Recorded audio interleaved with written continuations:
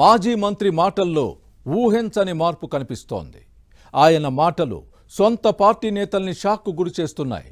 గతంలో విపక్షంపై విరుచుకుపడిన ఆ నేత ఇప్పుడు మౌనం వహించడం వెనుక ఉన్న ఆంతర్యమేంటి? అధికార పార్టీకి కితాబులివ్వడం దేనికి సంకేతం? ఇంతకీ ఎవరా మాజీ మంత్రి? ఆయన వైఖరిలో మార్పునకు కారణాలేంటి? పార్టీ ఫిరాయించే ఆలోచనలో ఉన్నారా? Let's watch this inside story.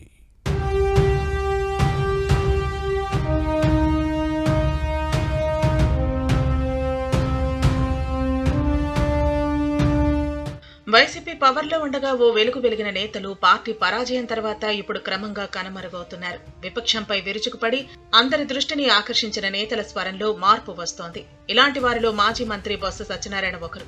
3 రాజధానులపై మాట్లాడాలన్నా, అమరావతిని వల్లకాడుతో పోల్చాలన్నా, ఆ మాటకొస్తే వైసీపీ కీలక నిర్ణయాలు వెల్లడించాలన్నా ఈయన్నే ఆయుధంగా వినియోగించేది. బొత్స నోటి జోరు కూడా పలుమార్లు బదనాం చేసింది. అయితే మాజీ మంత్రులు కొడాలి నాని, అంబటి రాంబాబు, రోజా, సీదిరి అప్పలరాజు మాదిరిగా నోటి దూల దురుస్థానం లేకపోయినప్పటికీ ప్రతిపక్షాన్ని ఎండగట్టడానికి బొత్సను ఉపయోగించుకుని బలి చేసిన సందర్భాలు ఉన్నాయి. కానీ ఎన్నికల్లో వైసీపీ ఓడిపోయిన తర్వాత ఈ నేత మచ్చుకైనా కనిపించడం లేదు. అలానే పెదవి విప్పడానికి తటపటాయిస్తున్నారు.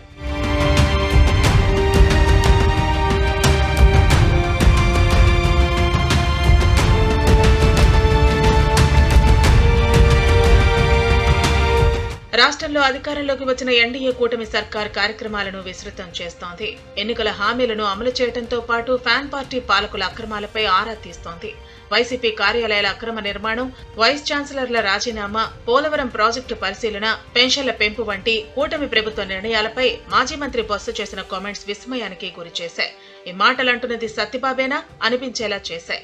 కూటమి ప్రభుత్వం ఘన విజయం సాధించి పాలనా పగ్గాలు చేపట్టి నెల తిరక్క ముందే విమర్శలు చేయను అని చెప్పిన సత్యబాబు మాటలు కొంతవరకు సబబే. అయితే పెన్షన్ 4,000 రూపాయలకు పెంచడం మంచిదని సర్టిఫికెట్ ఇవ్వటాన్ని వైసీపీ నేతలు జీర్ణించుకోలేకపోతున్నారు. అలానే ఈవీఎంలలో ఏదో మతలబ్ జరిగిందని నిన్న మొన్నటి వరకు ఓటమిపై పలాయనవాదాన్ని అందుకున్న వైసీపీ నేతలకు చురకలు అంటించారు బొత్స. ప్రజలు తమను వ్యతిరేకించడంతోనే ఓడిపోయామని కొండబద్దలు కొట్టినట్టు చెప్పి పార్టీ నేతకు షాక్ ఇచ్చారు.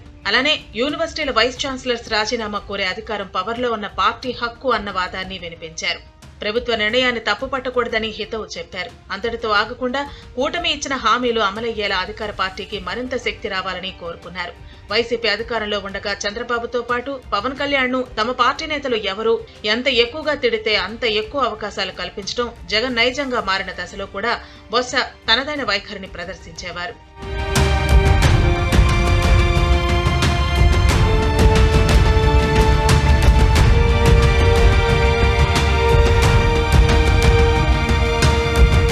మరోవైపు విజయసాయిరెడ్డి, వైవి సుబ్బారెడ్డి ఉత్తరాంధ్రలో అన్ని తమ కనుసన్నల్లోనే జరిగేలా చేసుకున్నారు. తమ అభిప్రాయాలను మాత్రమే పరిగణలోకి తీసుకోవాలని అధికారులకు స్పష్టమైన ఆదేశాలు ఇవ్వటంతో పాటు అటు పార్టీ శ్రేణులకు స్పష్టంగా చెప్పేవారు. ఈ దశలో అప్పటి మంత్రి బొత్స మాత్రం బొమ్మ మాదిరిగానే మిగిలిపోయేవారు. జోక్యం చేసుకుందామన్నా అవకాశం లేకుండా చేశారు. ఎలక్షన్ మరో 1.5 ఏడాది ఉందనగా మాత్రం సత్యబాబు నోరు కదిపే ప్రయత్నం చేశారు. ఈ క్రమంలో బూతులకు దూరంగా ఉన్నప్పటికీ పలు సందర్భాల్లో టీడీపీ జనసేనపై ఘాటు విమర్శలు చేసేవారు. అయితే ఇప్పుడు అందుకు పూర్తి భిన్నంగా ఎన్డీఏ ప్రభుత్వ కార్యక్రమాలు మంచివని కితాబివ్వటం వెనక ఉన్న ఆంతర్యం అర్థం కాక వైసీపీ నేతలు తలలు బాదుకుంటున్నారు. ఫ్యాన్ పార్టీ కార్యాలయాలు అక్రమ కట్టడాలని, తమ పార్టీ భవనాల్లోకి ఎవరు చొరబడినా తప్పే అవుతుందని బయట నుంచి పరిశీలిస్తే అది వారి హక్కుగా ఉంటుందని సత్యబాబు చెప్పారు. అన్నిటికీ మించి 2022లో టీడీపీ కార్యాలయంపై తమ పార్టీ నేతలు చేసిన దాడి తప్పేనని అంగీకరించారు. వైసీపీ కార్యాలయాల కూల్చివేతపై ఇరుపక్షాలు సంయమనం పాటించాలని హితోపదేశం చేశారు. గతంలోని బూతుల మంత్రులు రెచ్చిపోయిన సందర్భాల్లో కూడా సత్యబాబు చేసేదేమీ లేక మదనపడ్డారని సన్నిహితులు చెబుతారు. ఇప్పటికీ ఇంతకు మించి చేసేది ఏమీ లేదని మరికొందరు భావిస్తున్నారు. బొత్స వ్యాఖ్యల్లోని పరమార్థం కొద్ది రోజులు ఆగితే కానీ అర్థం కాదని వైసీపీ వర్గాలు చెబుతున్నాయి. బొత్స కుటుంబ సభ్యులు పార్టీ మారే ఆలోచనల్లో ఉన్నారా అని అనుమానించే వారి సంఖ్య కూడా రోజురోజుకు పెరుగుతోంది.